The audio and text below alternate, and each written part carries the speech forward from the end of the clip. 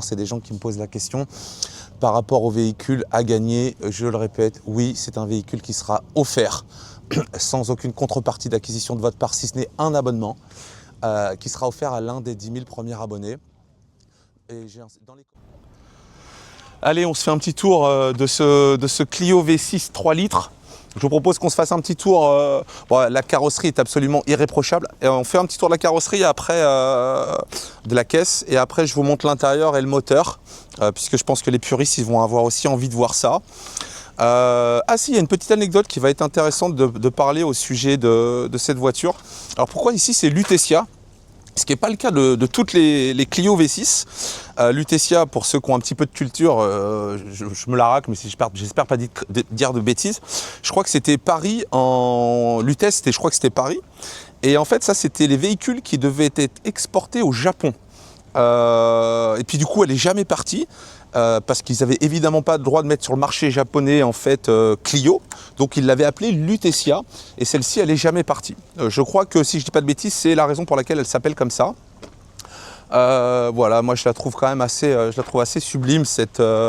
Elle est racée, elle est sportive. Les jantes, elles sont irréprochables. Elle n'a pas une rayure, hein, la voiture. Elle a 25 ans, elle n'a pas une rayure, elle n'a pas un frag. Bon, encore une fois, c'est ça qui me fait plaisir dans cette proposition-là. C'est que j'ai l'impression de vous emmener à l'usine et de la sortir. On se fait un bond en 25 ans en arrière et c'est vraiment, vraiment chouette. Cache.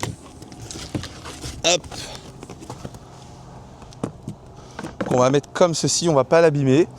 Et maintenant, on va ouvrir cette... Alors, je ne l'ai pas fait encore, hein. Excusez-moi si ça prend... Bon, ça devrait aller vite. Ça devrait aller assez vite.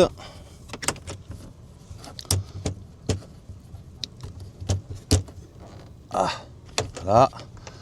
Voilà, on devrait être pas mal là. Ah. Ok, ok. Voilà, on a réussi. Voilà le moteur. Et ce que je vous propose, c'est que mon cher ami caméraman nous fasse une petite vidéo du moteur et dans cet intervalle, je vais l'allumer.